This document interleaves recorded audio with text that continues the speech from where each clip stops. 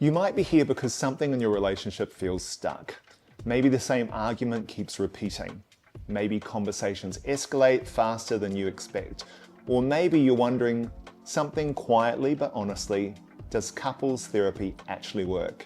That's one of the biggest worries couples bring into therapy.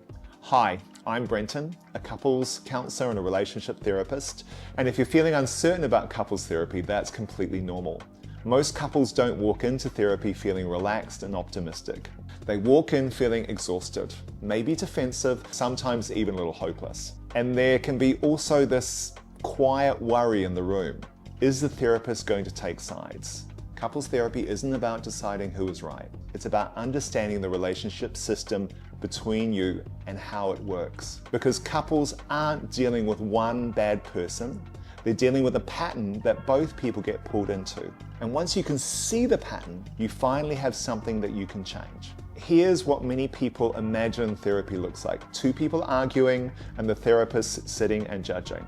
And that's not how it works. Most sessions actually look more like a guided conversation. The therapist helps slow things down. They may pause the conversation and ask, can we rewind that moment? What did you feel right there? Because those moments, the ones where things suddenly escalate, are usually where the patterns live.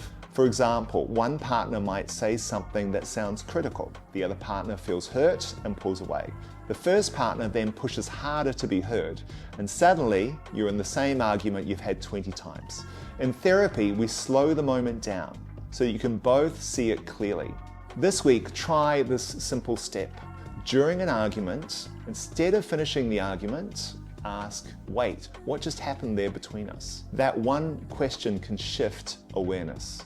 A good therapist is not a referee. They're not keeping score. They're also not there to decide who's the better partner. Instead, they're listening for the patterns between you. Who withdraws when things get tense? Who pushes harder to be heard? What triggers that cycle? Because once the pattern is visible, both partners can start responding differently. Think of it like standing outside the loop instead of being trapped inside it. So next time a disagreement begins, try naming the pattern instead of blaming. Something like, I think we're getting pulled into that cycle again. That small shift lowers defensiveness surprisingly quickly. Sometimes the earlier sessions of therapy feel harder. And that's not because therapy is failing, but because for the first time you're talking about things that may have been avoided for years. Unspoken hurts, disappointments, moments where trust cracks. When things surface like that, emotions can run high. But bringing them into the open is often the first step towards repair. After a session, give yourself time to decompress. Take a walk, get a coffee. Don't try to solve everything immediately after therapy. Let the conversation breathe. Successful therapy doesn't mean you will never fight again. Every couple disagrees. What changes is how the disagreements unfold. You recover faster. You understand what your partner is feeling sooner. And the argument stops feeling like a threat to the relationship. In other words, you move from fighting against each other to working against the pattern together. And that shift can change the entire emotional climate of a relationship. Ask your partner this question.